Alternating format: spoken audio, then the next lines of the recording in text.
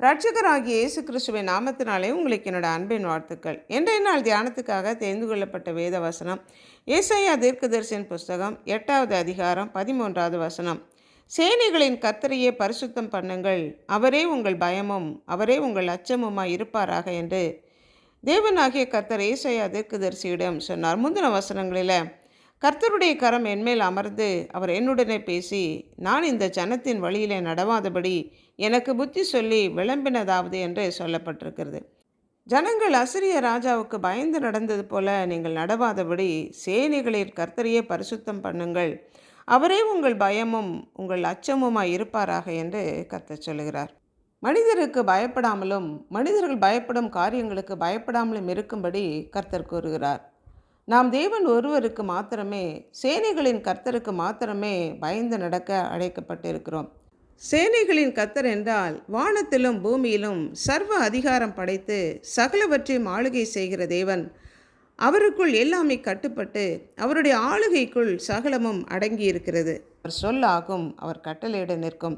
சேனைகளின் கர்த்தரை பரிசுத்தம் பண்ணுங்கள், சர்வ அதிகாரம் படைத்து ஆளுகை செய்கிற அவருக்கு மாத்திரமே நாம் பயந்து வாழ, அவருடைய சித்தத்தின்படி மட்டுமே இந்த பூமியிலே செய்ய அவருக்காக பிரித்தெடுக்கப்பட்டிருக்கிறோம் என்று அறிந்து உணர்ந்து மனிதர்களுக்கு பயப்படாமல் தேவனை மட்டுமே நம்பி சார்ந்து வாழ அழைக்கப்பட்டவர்கள். அதாவது தேவன் இல்லாமல் திட்டம் பண்ணி செயல்பட நினைப்பவர்களுடைய திட்டம் எல்லாம் அபத்தமாகும்.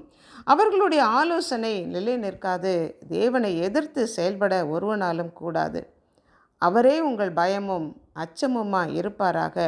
நம்முடைய வாழ்க்கையின் எல்லா பகுதியிலும் எல்லா நேரத்திலும் ஒவ்வொரு நொடி பொழுதிலும் நம்முடைய பேச்சு, நடத்தை, செயல்பாடுகள் அனைத்தும் தேவனை பிரியப்படுத்துகிறதாகவே இருக்க வேண்டும். அதுவே நம்முடைய நோக்கமாக, இலக்காக இருக்க வேண்டும். அவருக்கு பயந்து நடுங்கி அவரை விட்டு ஓடி ஒளிந்து கொள்வதல்ல, நம்முடைய கிரியைகள் எல்லாவற்றிலேயும் அவருக்கு பயப்படுகிற பயத்தை வெளிப்படுத்தி அவருடைய கட்டளைகளையும் கற்பனைகளையும் கை கொண்டு நடக்க வேண்டும். இதற்கென்றே நாம் அழைக்கப்பட்டிருக்கிறோம், பிரித்தெடுக்கப்பட்டிருக்கிறோம். நம்முடைய வீட்டில் நமக்கு வேண்டிய அனைத்தையும் கொடுத்து நம்மை ஆதரிக்கிற நம்முடைய பெற்றோருக்கு நாம் பயபக்தியுடன் கீழ்ப்படிந்து நடப்பது போல நம்மை உண்டாக்கின தேவனை நேசித்து கீழ்ப்படிந்து அவருடைய கட்டளைகளின்படி வாழ அழைக்கப்பட்டிருக்கிறோம். நீதிமொழிகள் 29வது அதிகாரத்தில் மனிதருக்கு பயப்படுகிற பயம் கண்ணியை வருவிக்கும், கர்த்தரை நம்புகிறவனோ உயர்ந்த அடைக்கலத்திலே வைக்கப்படுவான் என்ற வசனத்திலே சொல்லப்பட்டபடி மனிதர்களுக்கு பயப்படாமல் தேவனுக்கு பயந்து அவருடைய கட்டளைகளை மாத்திரம் கை கொண்டு அவரையே நம்முடைய பயமாகவும் அச்சமாகவும் வைத்து வாழ நாம் அழைக்கப்பட்டிருக்கிறோம். அன்புள்ள ஆண்டவரே, எங்களை படைத்தவரே, எங்களுடைய வாழ்க்கையின் எல்லா பகுதிகளிலும் உம்மை மகிமைப்படுத்தி வாழ எங்களை அர்ப்பணித்து ஜெபிக்கிறோம். நீரே எங்களுடைய வாழ்க்கையின் மையமாக, எங்களுடைய வாழ்க்கையின் எல்லா பகுதிகளிலேயும் நீர் ஆளுகை செய்யும்படிக்காக உம்முடைய கரங்களுக்குள்ளாக எங்களை அர்ப்பணித்து ஜெபிக்கிறோம். மனிதர்களுக்கு பயப்படாதபடி உம்மை மாத்திரம் நம்பி உம்மை மாத்திரம் சார்ந்து உமக்கு பயந்து வாழ எங்களை அர்ப்பணிக்கிறோம்.